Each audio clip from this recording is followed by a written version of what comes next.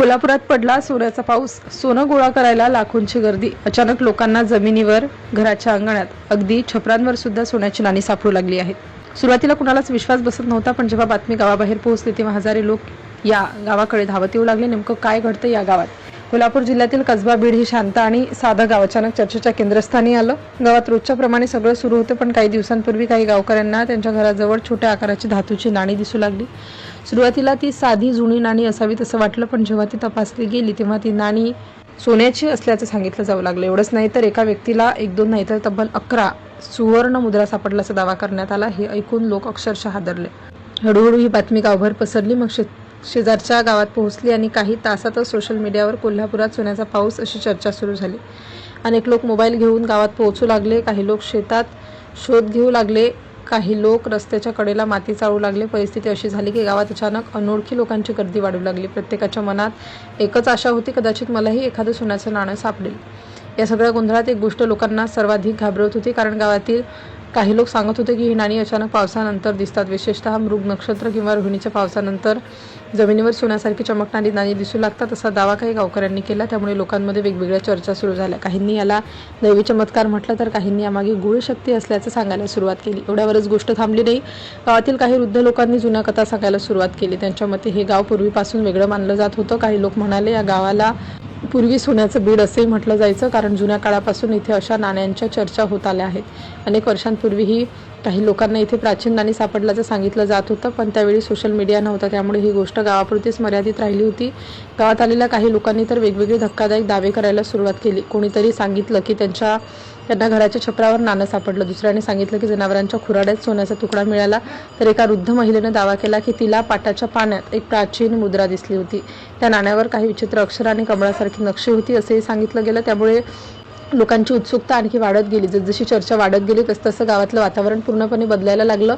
गावातील रस्त्यांवर बाहेरच्या वाहनांची रांग दिसू लागली. काही लोक थेट शेतात उतरून शोध घेऊ लागले. काही जणांकडे लोखंड शोधणारी उपकरणंही दिसू लागली. प्रत्येकाला वाटत होतं की इथे काहीतरी मोठं गुपित दडलंय, पण तरीही कुणाला स्पष्ट उत्तर मिळत नव्हतं. दरम्यान ही बातमी माध्यमांपर्यंत पोहोचली. काही वृत्तवाहिन्यांनी थेट गावात जाऊन पाहणी सुरू केली. रिपोर्टर्सनी गावकऱ्यांशी संवाद साधला. त्यावेळी अनेकांनी कॅमेऱ्यासमोर उभं राहून स्वतःला नाणी सापडल्याचा दावा केला. कुणी हातात छोटी सुवर्ण मुद्रा दाखवली, तर कुणी जुनी नाणी असल्याचं सांगितलं. पण तरीही सर्वात मोठा प्रश्न तसाच होता, ही नाणी नेमकी कुठून येत आहेत. याच दरम्यान काही लोकांनी या घटनेचा संबंध ब्रिटिश काळाशी जोडला. गावातील काही वृद्धांच्या मते अनेक वर्षांपूर्वी इंग्रज अधिकाऱ्यांनीही या गावाबद्दल त्यांना माहिती मिळाली होती. इथं त्यांनी कुठेतरी सोनं दडलं असल्याचा संशय त्यांना होता, त्यामुळे त्यांनी या भागात तपास केला, खाणकाम करण्याचा प्रयत्न केला असा दावा करण्यात आला. मात्र त्यावेळी त्यांना काही विशेष सापडलं नाही. तरी काही लोक सांगतात की त्या तपासादरम्यान एका अधिकाऱ्याला एक सोन्याचं नाणं मिळालं होतं. या कथांमुळे लोकांच्या मनात आणखी प्रश्न निर्माण झाले. काहींना वाटू लागलं गावाखाली एखादा मोठा खजिना दडलेला असावा. काहींनी तर या गावाचे संबंध जुन्या राजवटीशी जुळायला सुरुवात केली. गावातल्या प्रत्येक कोपऱ्यात आता एकच चर्चा होती, हे सोनं नेमकं कोणाचं आणि इतक्या वर्षांनी अचानक ते बाहेर काय येत आहे. दरम्यान गावातील काही लोकांनी सांगितलं की ही नाणी विशेषतः पावसाळ्यातच जास्त सापडतात. जेव्हा मुसळधार पाऊस पडतो तेव्हा माती वाहून जाते आणि जमिनीखाली दडलेली वस्तू वर येते, असं काही जणांचं मत होतं.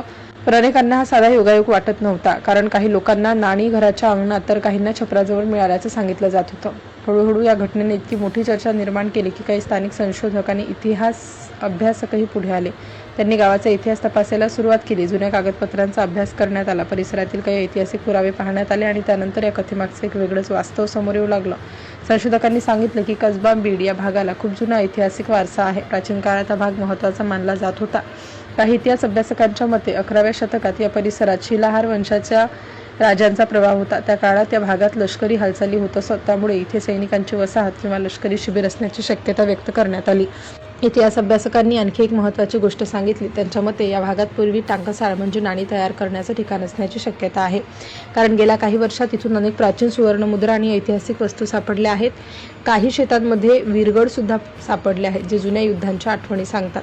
आता हळूहळू या रहस्याचा उलगडा होऊ लागला होता. संशोधकांच्या मते हा कोणताही चमत्कार नाही आणि आकाशातून सोनं पडत नाही. प्रत्यक्षात पावसाळ्यात जेव्हा जोरदार पाऊस पडतो तेव्हा जमिनीवरची माती वाहून जाते. त्याखाली शेकडो वर्षांपासून गाडली गेलेली प्राचीन नाणी आणि वस्तू बाहेर येतात. त्यामुळे लोकांना ती अचानक सापडतात आणि सोन्याचा पाऊस अशी चर्चा सुरू होते. म्हणजेच गावात घडणाऱ्या या घटनांमागे अंधश्रद्धा नसून इतिहास जडलाय, असं संशोधकांनी स्पष्ट केलं. अनेक वर्षांपूर्वी जमिनीत गाडली गेलेली प्राचीन सुवर्णमुद्रा आता पावसामुळे वर येत आहे, त्यामुळे लोकांना त्या सहज सापडतात. पण सोशल मीडियावर ही गोष्ट आकाशातून सोनं पडतंय अशा स्वरूपात व्हायरल झाली आणि त्यातून प्रचंड गर्दी जमू लागली.